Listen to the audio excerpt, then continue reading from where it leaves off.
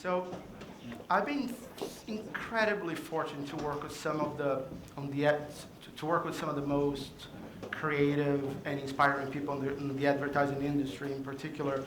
And what happens when you work with amazing, inspiring, creative people in the ad business is that you end up winning some awards, which is awesome, which helps you build your ego to the point that you put your own face on your first slide in your presentation. I'll talk about the scars later, then when you start to win these awards, two things happen right after. It's incredibly predictable. The first one is that you get invited to speak. And you get invited to speak usually to show your work, show the work that has been winning these things, and tell all those stories, then the theories behind these things. And I don't want to do that again. This is not the kind of audience to brag about how brilliant I am and how brilliant my team is. It's not what I wanted to do today.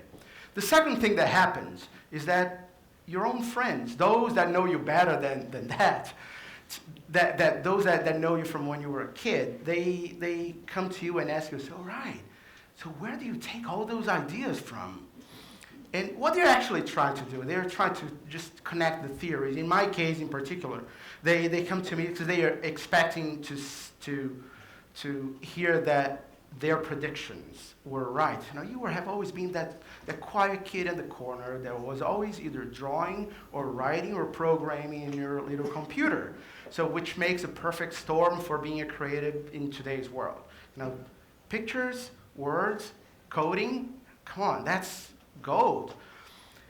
But that may help in the beginning when you're actually writing, actually coming up with the ideas yourself. But at some point in my life, I was fortunate enough to have a chance to run teams of creatives, to be not only a professional creative myself, but being a professional manager of creatives, a professional curator, whatever it is, kind of help more creatives get to the point that they wanted to be, get their ideas to what they wanted to be. And then writing, coding, and drawing didn't help me much other than understanding a little bit of what they were going through. So I started to do some soul searching because I thought, maybe that's a good question to make to both myself and to share with someone as a more personal story about it. And when I started to work to make that question about where do I take that creative discipline for? The word discipline actually kind of popped and said, all right, the discipline is the one thing that led me to probably the only thing that I've been doing for longer than advertising, that is martial arts. As you can see, I'm a big sportsman, right?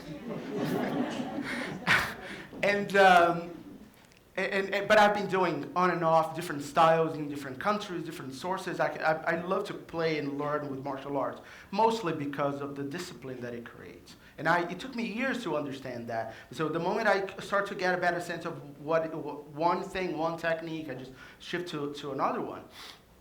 And if you think of martial arts in general, and you look at what's around the world and how people fight, you're going to see that it's so different. And it's probably one of the most creative fields in the world. I know that this is not the kind of thing that people associate with creativity, but it is. Can you imagine that Chinese monk looking at a praying mantis and turning that into a fighting system? He found a way to connect the human body to create body mechanics, to extend your arm the same way that skinny body can actually generate power. That's crazy. Can you imagine the amount of creativity that takes to a Brazilian slave, for African slave in Brazil, to have to find a way to practice their fighting skills while the guards are not noticing, so they pretend that they were dancing. That's how capoeira was invented. They were pretending they were dancing. That's really badass creativity, right? And that's, the more I started to think about it, the more I got inspired, and I tried to articulate that idea. So what is the way of the idea? It's in Chinese, my pronunciation is going to be horrible. It's like chuang ji xi shu. But it means the way of the idea, the path that leads to to a creative spark. So I started to work with kind of call some friends and try to study my own process. And finally I said, I'm going to stop and I'm going to go straight to the source. So I have my Kung Fu teacher that I can ask him, so Shifu, I know that we are doing one of the most creative things in the world. I know that people don't usually think that way. But what is happening here? What are we doing? Why martial arts usually create and spark so much creativity that every place has their own style, every city has their own style, and every fighter turns their style into something they own. And he looked at me, he just a little parenthesis. So imagine a guy that is my size, my age. He comes from a Native American and Basque background, so that's where his family is from. So he just looks at me, he really gets serious and thinks, you're shooting a commercial in Las Vegas in a week, right? I said, yeah. You should go there and meet our school there, and you're gonna find your answer. Now, the dude really believes he's a no Chinese man. And when you make a question to a no Chinese man, you don't make the question twice. You go there, all right, I'll go. So here I went to shoot in Las Vegas, took a break, and there was one day that I had a night off, went straight to the school, showed up, knocked on the door, said, hey, here I am. I kind of from the San Francisco school, and just want to hang out and see what you guys do, how you guys doing, and just have some fun. And they just, okay, look at me, okay, come on in. What I hadn't realized at that point, I knew it, but I just didn't connect the dots, is that when you show up in another school, especially that does the same kind of thing that you do, you're seen as a challenger, right? You're going there, and you have all those students that do the same kind of thing that you do. You kick their ass, then they lose face.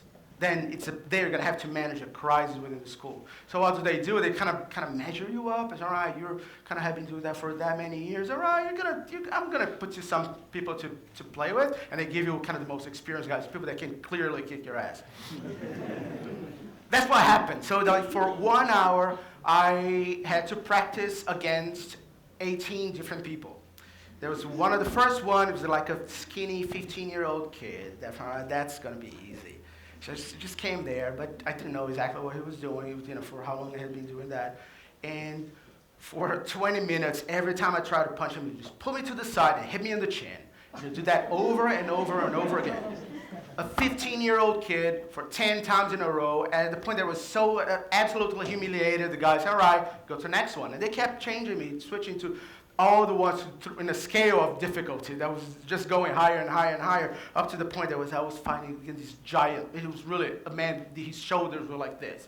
I remember kind of just, right, this is not going to be good. His hands could literally hold my head and just kind of drag me and throw me to any place of the room that he wanted.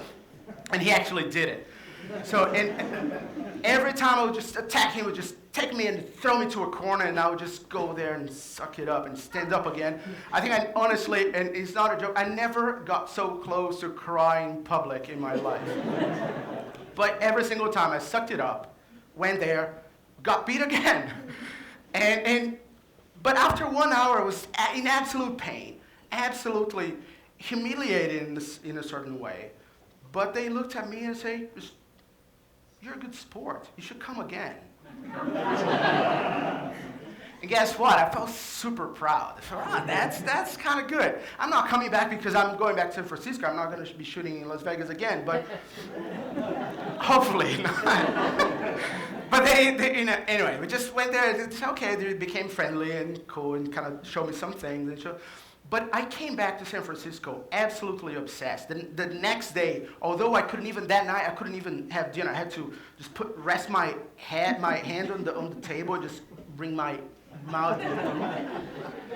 That's the only way I could eat. But I had my dinner, went back to San Francisco, and could barely move, and I had to see my teachers. I want to see you, let's train, because I have some things, I have some ideas, I have some questions, I have some thoughts. And I stayed with him like for 2 more hours. Fighting, and I kind of couldn't stop making questions. So how, these guys would do that? He'd just throw me to the side to the other one, and kind of that kid just rubber arms, just pull me to the side, hit me in the chin. And every time I make a question, he would smile and explain to me and say, what would you do? He's still thinking that he's a Chinese guy. What do you do? All right, I'll do that and try this and that and that. And at the end of the class, he just looked at me and said, all right, do you know what you just did? I said, what? He said, you just answered the question. I said, what question? So that question that you made before you went to Vegas. So where does creativity come from for a martial artist?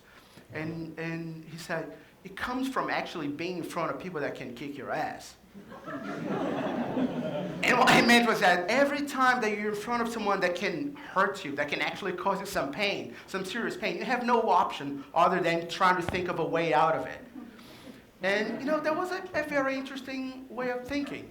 And that got me thinking about some other people that really inspired me on this field, for example. For those of you that don't know these guys, it's called Elliot Gracie. He's a Brazilian guy, skinny, small, weak, and he was asked by his old strong brother, to teach his jiu-jitsu classes when he was very young. But he was skinny. He didn't have the strength to actually fight like his brother. So he had to adapt and change the technique to be able to teach the classes. Because he got in when he was already teaching. And after he got that, he started to play with it more. I said, I'm going to try to find some bigger guys. If I can do small and teach a bigger guy, I can fight them. He started to play with that and experiment. And through experimenting, he created a technique that is today called Brazilian Jiu-Jitsu, or the Gracie Jiu-Jitsu. For any of you that have ever watched a Ultimate Fighting Championship, the kind of UFC tournament, these guys single-handedly changed fighting in the world by inventing these little techniques just because he was weak. And by practicing, trying to find those things, I cannot get beaten, so I need to play and find those little things. Another guy that, anyone that has ever thought of fighting can't ignore is Mr. Bruce Lee. Now, he did it a totally different way. He actually learned Wing Chun from the same guy that taught my grandmaster. And he was a great student, very creative, very, very passionate, very insightful. At some point, he just left the school in the middle. He didn't complete all the forms that he had to learn because he wanted to create his own thing. He's already thinking about things. But the moment that he actually organized all his thoughts was when he got hurt and he had to stay in bed for a while. While he was in the hospital, he actually had a chance to think things through, and mentally, through meditation in a certain way, put together the thoughts that created what they call Jeet Kune Do, that is the things that he created for himself. Although he always said that you have to create your own thing, but this is how I created mine. But it took him some time in bed thinking. And when you look at those two totally different systems, ways of coming up with ideas, for me, there's a clear distinction that as a professional creative, I can see that in my guys and myself. One way is you can't have ideas through experimenting, by being curious and trying to figure out what's happening around you, and then trying to find a problem that solution fits, right? There's another way. That's how Elliot Gracie did it. There's another way that is through meditation. That is, you stop and think and intellectually find the solution to a problem that you have. In my search for a way to kick the giant's ass, I was trying to do both with my teacher. But that's a separate way of thinking. You come up, it happens in your brain, you think, and then you go try. Both of them have a little bit of each other, like the old yin-yang symbol. There's the white has a little dot of black, the black has a little dot of white, but essentially they are two different ways of thinking. And I thought, yeah, that makes total sense to me as a creative. Then I try to see if it makes sense to other areas of creativity as well. So let's look at chairs. The Campana brothers, I'm always keeping Brazilian references because that's where I'm from, and I have some of those stories. But Campana brothers, some of the most celebrated furniture designers in the world. I'm a big fan. Their creative processes, they go to street fairs, find little objects and little elements and little textures, and see, how can I build something out of these things? How can I build a chair out of these ropes? And that's how they create some of their things. It's an experimentation process. Or you can go to the other side. Take someone like Gaetano Pesce, one of my favorite designers, an Italian guy. He created that chair, and the process behind that chair was, behind these specific piece was that he was trying to, I read an interview with him a while ago, and he was telling us that I was trying to find the best, the most, the warmest and most cuddly seating experience in my life. And then I actually ended up in the lap of my grandmother. That's the lap of an Italian grandmother. This is serious. It's not a joke. That's what he said, and it's amazing. So, and that's meditation, imagination happening. Let's go through food. All right. This is a photo of a friend of mine that went to El Bulli in Spain before they closed, and it's El Bulli, for those that don't know, it's a restaurant that was ran by a man called Ferran Adrià. He's a crazy genius, probably one of the most influential chefs in history. He would spend 6 months of the year in a lab trying to find new techniques that he could use in his kitchen to create a recipe. That's the definition of this curiosity. Let's see how can we turn things into other things. Like these one, for example, it looks like an egg yolk, like a raw egg yolk with some spices, but it's actually mango. He found a way to create this little thin membrane around something, around a kind of a liquid or a paste. You know what? I think I can trick people into think that mango is an egg. What kind of sick mind think of that? But that's what he did. That's pure curiosity. It's mixing science with creativity. But you find a technique and then you invent something out of that technique. And the other side, for those of you that hadn't had a chance, you can go from here. You're here in the Bay Area, try Sushi Run here in Sausalito. But don't go for anything. Go to the sushi bar and ask the sushi man, one of the chefs there, to give you an omakase roll. But order something first. He's going to look at you. He's going to see everything that you liked and you didn't like, everything that you loved, and everything that he has, the best things that he has on that day. And he's going to create a little piece of art, edible art, right in front of your eyes. Just for you, just for that day. If you go the next day, you're going to have something different. That's an imagination, but done in real time. Let's take, when you combine all these things together, I never thought I would put Mike Tyson and Wired and Google on the same slide ever. But the story behind that is, you can think about imagination, about curiosity, but at the end, you have to think about your technique. If your technique is not strong, like Mike Tyson, he was strong and wild, but his technique was amazing. Pixar is a great storyteller, but if their technique wasn't amazing, they wouldn't be amazing to the point of being the cover of Wired, showing the technology behind that, they wouldn't be there. And Google, they had an amazing idea, but if the algorithms and the execution of that wasn't perfect, it wouldn't be working. The funny thing with technique, and it happens in martial arts, is that you actually have total chance to know when it's working and when it's not. Right? And that immediate feedback of what's going in real life can actually tell you what's happening with you. But if you don't have a technique, you can actually make that happen, bring your ideas to life in a real way. But in the end of the day, and that's why I came back to my seafoods. All right, I got hurt and I got humiliated, and here I am again. I said, why am I doing this? Why do I keep trying? It only causes more pain. But there's a thrill of it. And I was reading, he gave me a book to read. That time he got easier on me. He gave me a book to read from his karate master. He's kind of a guy called, kind of Sensei Kim, one of the best karate guys in the world.